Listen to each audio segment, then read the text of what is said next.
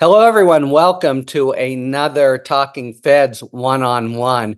We plan over the course of the next several months to do deep dives in each of these 6 or 7, depending on whom you speak with, swing states in the presidential election coming up.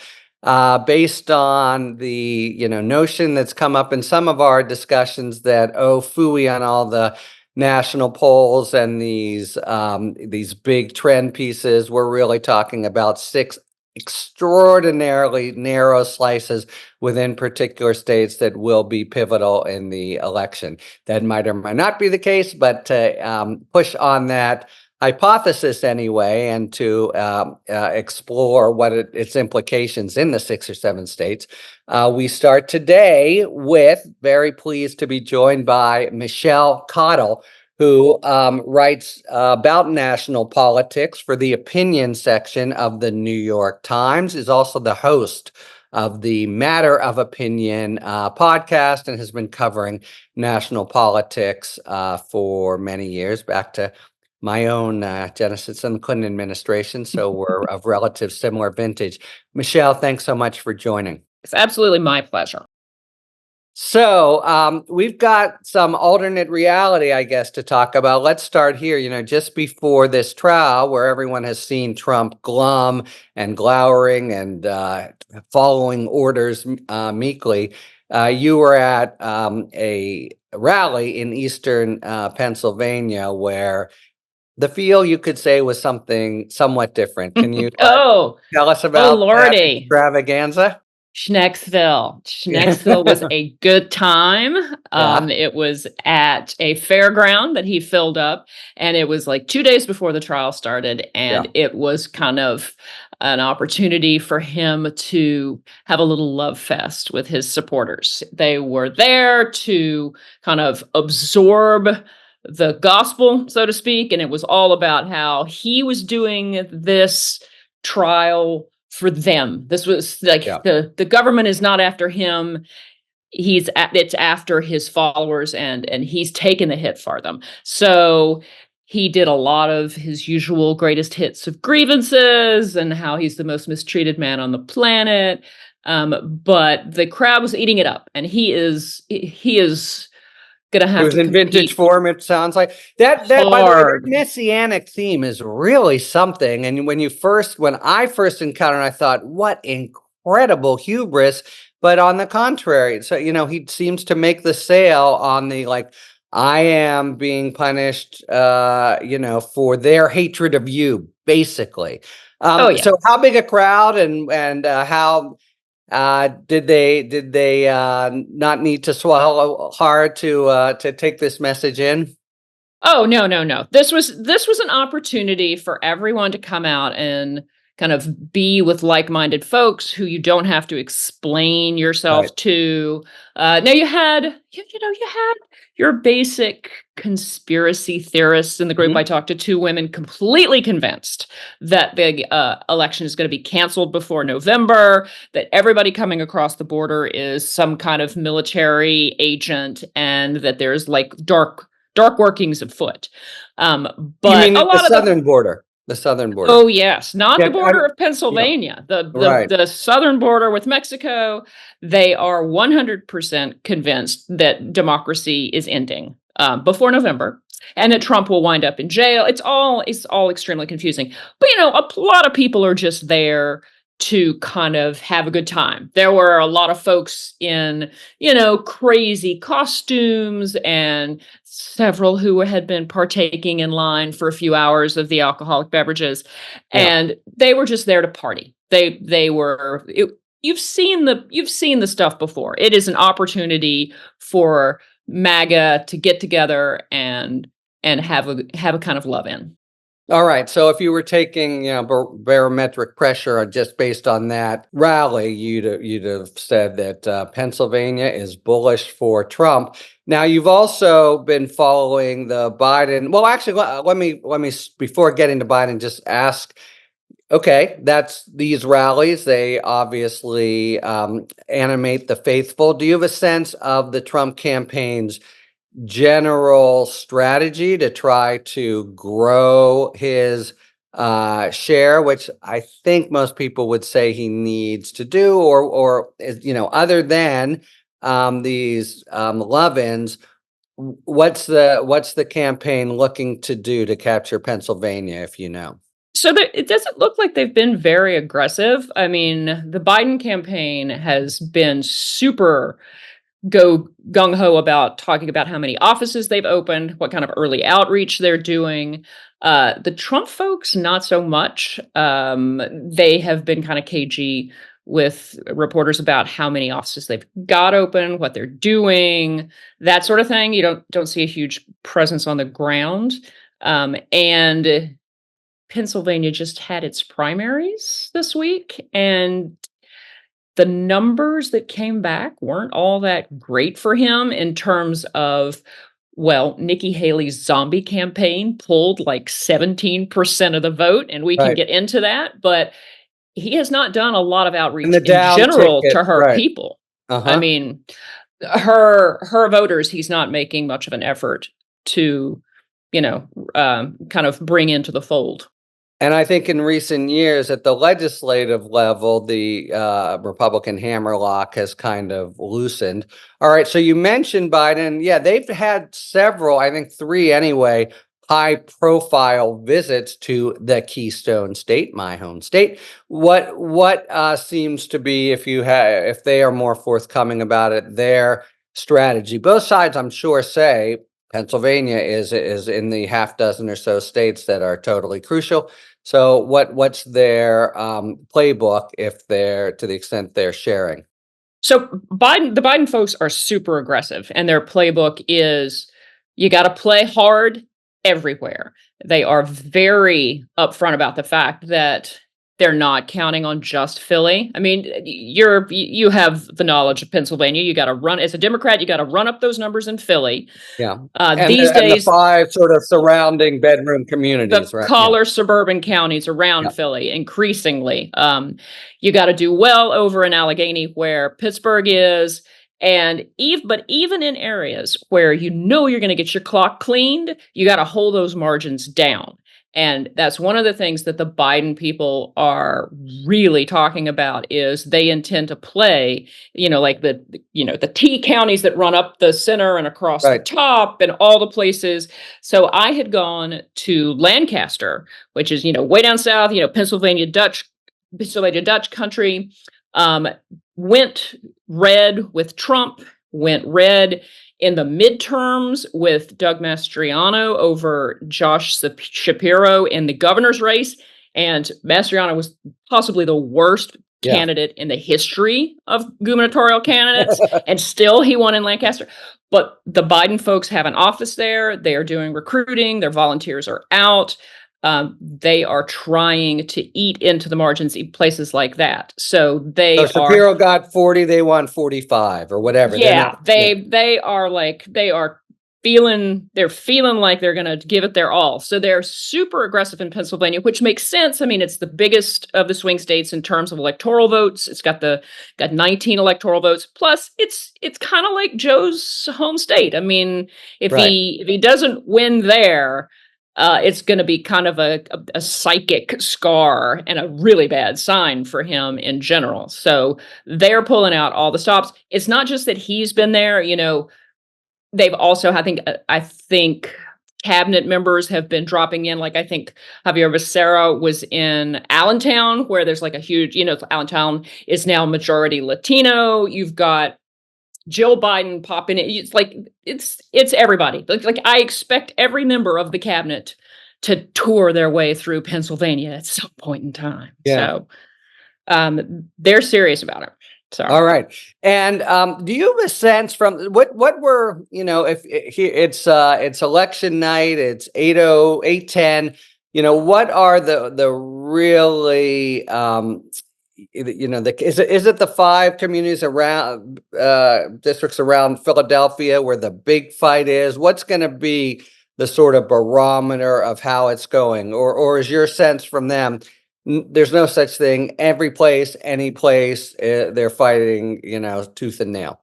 I mean, they are planning, they are talking about holding down the margins in the red areas, which is how Josh Shapiro won and how Yeah, John Fetterman won handily. the Senate Yeah, race. The sense is that Philly proper, the city of Philly, the turnout has not been what they want it to be, what Democrats would like it to be. You know, it's like 75% of Philly is Democratic. You want to jack up those numbers, but increasingly they're relying on the collar counties, which are all around Philadelphia. They used to be reddish, now they're bluish, and yeah. especially this election when one of the big issues is going to be reproductive rights. All Yeah, those suburban. elaborate on that a little, please. And especially why So, that's so important in those collar counties in the east. so Trump has never done that well with suburban women, and Mhm. that's before his conservative Supreme Court killed Roe versus Wade and turned reproductive rights into kind of this huge mobilizing plus for Democrats. And if you're talking about population, the collar counties around Philadelphia are extremely voter rich and lots of suburban women who are moderates and centrists and who have not been that keen on the kind of MAGA extremism even before the Roe versus Wade was shot down. And they have since then kind of been energized over this issue. So you've got really populous counties, very suburban, moderate, centrist kind of thing, which leans away from Trump anyway.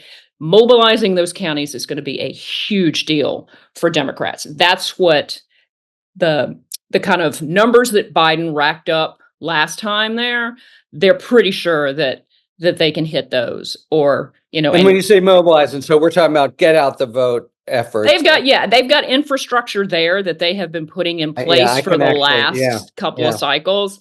And they, like last, they do their municipal elections in the odd years. And yeah. so, and they had kind of statewide judicial elections in 2023. And I think that like they've been kind of building up their infrastructure and working on mobilizing and organizing pretty extensively.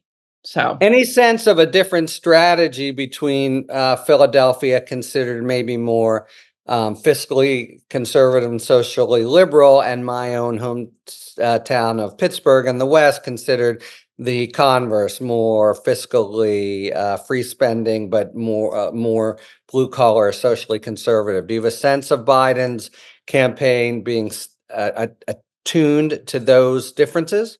So we're looking at a lot of kind of use of surrogates sending out messages. So like you'll have these big high profile visits from the candidate, but they're also very kind of focused on getting local leaders out to talk about the issues that are affecting these particular counties. Like in Philly, they want to open campaign offices that are also going to be community hubs, like maybe do community pantries or refrigerators or whatever, and rely heavily on local leaders to go out to talk to people to kind of rally, same sort of thing, like they're going to have the folks in Western Pennsylvania as their top surrogates there. And of course they'll use the superstars and stuff like this, but they are aware that their best messengers will be kind of the homegrown folks around there who really know what the issues are and how to talk to folks about them. Okay, so it's my sense, Michelle, that you've, in addition to sort of talking to voters at rallies and stuff, have kind of made the rounds of and canvassed the so-called maybe self-anointed experts within the state and gotten their views of 10 or 12 people about, how tight is it? Where is it a jump ball now? Where are the odds? What to the extent you can distill it, what seems to be the consensus of the local political They cognizant? think it's going to be That's a very tight. bad word for Pennsylvania. Actually, let me just say Yeah. local political experts. I take it back, Pittsburgh. I'm sorry. Yeah, go ahead. You'll get in trouble for that one. Yeah, right. I mean, they think it's going to be tight. I mean, people like Biden won it by less than a percentage point last time. They're pretty confident, like that the numbers in Philly could be even tighter. You know, like they're gonna be within 2 points, whatever happens. And Senator Casey is Right. facing what they acknowledge to be his toughest Yeah, reelect in a really long apparently he's time. really sweating it this Yeah, go round, David huh? McCormick's a pretty solid Yeah, candidate for them. Trump has swallowed his, reservations and endorsed him. yeah, And so they're prepping to give Casey, who obviously the Casey name in Pennsylvania it carries a lot of weight. It's a kind of local dynasty, and he's well liked, but it's still going to be a tough race. And there's not exactly Biden coattails to ride in this one. I mean, it's like Casey polls better than Biden. So kind of up and down the ballot, it's going to be really tough for everybody.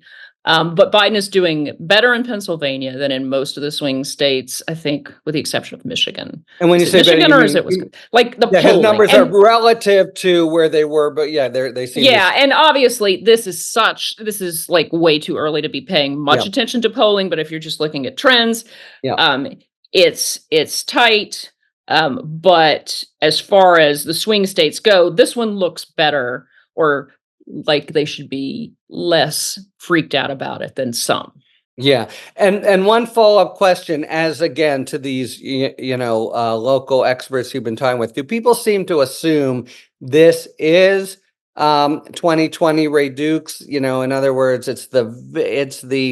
these particular precincts and these cadre of voters, because elsewhere there seems to be, on the one hand, a little bit of rising support, especially among Hispanics and African Americans for Trump, possibly counterbalanced by an anti-MAGA concern and democratic principles kind of vote. In other words, a somewhat different dynamic.